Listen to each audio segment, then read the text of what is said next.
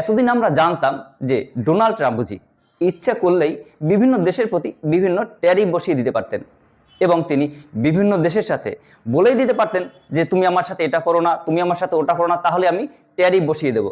মানে ট্যারিফ নামের একটি হুমকি দিতে পারত। কিন্তু মার্কিন সুপ্রিম কোর্ট স্পষ্টভাবে বলে দিয়েছে এই যে ডোনাল্ড ট্রাম্প বিভিন্ন দেশের প্রতি বিভিন্ন সময় বিভিন্ন প্রকারের ট্যারিফ বসিয়ে দিয়েছেন, এটা সম্পূর্ণরূপে বেআইনি। এই অধিকারই রাষ্ট্রপতি ট্রাম্পের নেই। তাহলে প্রশ্ন হলো, এতদিন ডোনাল্ড ট্রাম্প বলেই এসছে যে ভারত এবং পাকিস্তান অপারেশন সিঁদুরের সময় আমি যুদ্ধ থামিয়েছি এবং উভয় দেশকেই 200% ট্যারিফ নেওয়ার হুমকি দিয়েছি, যার জন্য যুদ্ধ থেমেছে। তাহলে এখন কি ডোনাল্ড ট্রাম্প যদি ভারত আর পাকিস্তান যুদ্ধ লাগে, তাহলে সেই যে তার শুল্ক অস্ত্র এটা কিন্তু তার রইল না। এবার এই ভিডিওর মাধ্যমে আমরা জানার চেষ্টা করব এই শুল্ক কত পার্সেন্ট ভারতের সাথে এর কি ইম্প্যাক্ট পড়তে পারে। এবং আমরা জানি যে ভারতের উপর 18% ট্যারিফ আছে, 50% ছিল, সেটা 18%-এ নেমে এসছে। তাহলে নতুন করে কত হতে পারে এটাও বলা হয়ে থাকে যে ডোনাল্ড ট্রাম্প এই বিগত দিনে প্রায় 170 বিলিয়ন ডলার বিভিন্ন দেশ থেকে এই ট্যারিফ হিসাবে সংগ্রহ করেছে। এবার সুপ্রিম কোর্ট এটাও কিন্তু বলতে পারে যে এই টাকা ফেরত দিতে হবে। আমরা সাধারণত জানি যে ডোনাল্ড ট্রাম্পই হলো আমেরিকার সর্বেসর্বা। এবার তার উপর সুপ্রিম কোর্ট এই নির্দেশ কি করে দিল, কে কেসটা করলো, এবং হাইকোর্ট পেরিয়ে সুপ্রিম কোর্ট এই নির্দেশ দেওয়ার পিছনে কারা আছেন, এইটা বুঝতে হলে আপনাকে একটু ডিপ স্টেট ব্যাপারটা বুঝতে হবে। ডিপ স্টেট ব্যাপারটা কি? ডিপ স্টেট ব্যাপারটা হলো আমেরিকারই একটি সংস্থা যেখানে প্রায় সাধারণত 200 থেকে 250 লোক থাকে, যারা সাধারণত পিছনে থেকে সরকারকে চালায় এবং দেশের ভালো মন্দ তারা সাধারণত নির্ধারণ করে। প্রেসিডেন্ট চেঞ্জ হয়, কিন্তু ডিপ স্টেটের লোকজন বা যারা অফিসার থাকে তারা কিন্তু কখনো চেঞ্জ হয় না। এখানে সাধারণত বড় কর্নেল, বড় অফিসার, এইসব লোক সাধারণত নিয়োগ হয়। এবার ডিপ স্টেটের লোকরা দেখলো যে ডোনাল্ড ট্রাম্প যেটা শুরু করেছে তাতে কিন্তু দেখতে গেলে আমেরিকারই ক্ষতি হচ্ছে। তাই তারা, এবং আমেরিকার সাধারণত 50টা স্টেট আছে, সেই 50টা স্টেটের মধ্যে 12টা স্টেটেই কিন্তু ডোনাল্ড ট্রাম্পের বিরুদ্ধে হাইকোর্টে কেস করেছে। হাইকোর্টের পরে সুপ্রিম কোর্ট, প্রায় 150 থেকেও তারও বেশি দিন ধরে এই কেসটা কিন্তু চলেছে।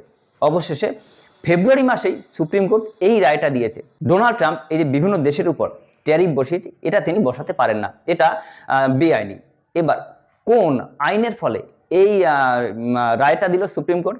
এখানে একটি রায় আছে 1977 খ্রিস্টাব্দে, IEEPA, ইন্টারন্যাশনাল ইকোনমিক এমার্জেন্সি পাওয়ার অ্যাক্ট।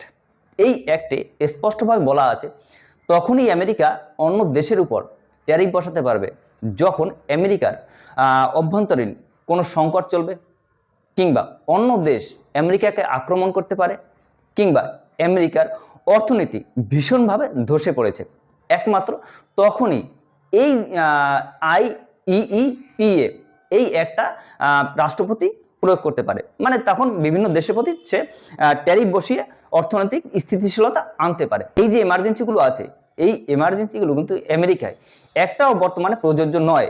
সেই জন্যই সুপ্রিম কোর্ট রায় দিয়েছে যে ডোনাল্ড ট্রাম্প যে বিভিন্ন দেশের প্রতি এত ট্যারিফ বসিয়ে দিয়েছে সেটা ঠিক নয়, সেটা বেআইনি। তাহলে প্রশ্ন হলো যে ভারতের সাথে যে 18% ট্যারিফ ছিল তার কি হলো? দেখুন, প্রথমে ভারতের উপর 50% ছিল, রাশিয়া থেকে তেল না কেনার জন্য সেটা হয়ে গেছিল 18%। বর্তমানে কিন্তু ভারতের ওপর যদি মার্কিন সুপ্রিম কোর্ট আদেশ দেয় তাহলে চলে আসতে পারে 10%-এ। কিন্তু এর আগে কিন্তু মানে ট্যারিফ যখন শুরু হয়েছে তার আগেই কিন্তু ভারতের সাথে 3.5% ট্যারিফ ছিল, শুধুমাত্র অ্যালুমিনিয়াম এবং স্টিল বাদে।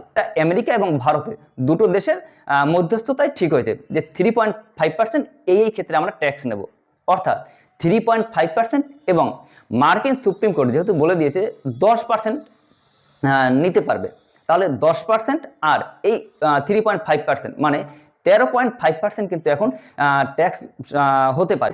এখানে সবচেয়ে আশ্চর্যের বিষয় হলো 9 জন বিচারপতি এই আইনটা দিয়েছিলেন, যার মধ্যে 3 জন ছিলেন ডোনাল্ড ট্রাম্পেরই মনোনীত প্রার্থী। মানে ডোনাল্ড ট্রাম্প যে দলের রিপাবলিকান, সেই দলেরই কিন্তু ছিল 6 জন, যার মধ্যে 3 জন শুধুমাত্র ডোনাল্ড ট্রাম্পের বিপক্ষে রায় দিয়েছেন। এবং যে আগের প্রেসিডেন্ট ছিল বাইডেন, তার পক্ষে ছিল 3 জন। সেই 3 জনও ডোনাল্ড ট্রাম্পের বিপক্ষে দিয়েছেন, এবং ডোনাল্ড ট্রাম্পের পক্ষে যারা 6 জন ছিল তার মধ্যেও 3 জন তার বিপক্ষে রায় দিয়েছে। মানে 9 জনের মধ্যে 6 জনেই শুধুমাত্র ডোনাল্ড ট্রাম্পের বিপরীতে ভোট দিয়েছেন। তাই শোনার পর কিন্তু আবার সুপ্রিম কোর্টে যারা বিচারপতি থাকেন তাদেরকে ডোনাল্ড ট্রাম্প স্পষ্ট ভাষায় বলে দিয়েছেন যে যারা এই রায়টা দিয়েছেন তারা আমেরিকার মঙ্গল চায় না, এবং তারা হলো বামপন্থী। বিশ্বের ইতিহাসে কোনো দেশ কিন্তু সুপ্রিম কোর্টকে এইভাবে আক্রমণ করেনি।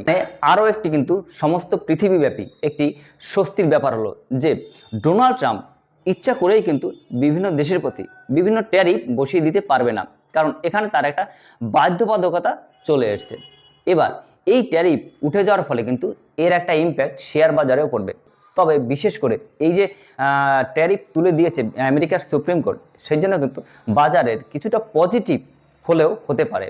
এবার দেখার বিষয় ডোনাল্ড ট্রাম্প আবার কোন তত্ত্ব নিয়ে হাজির হয়।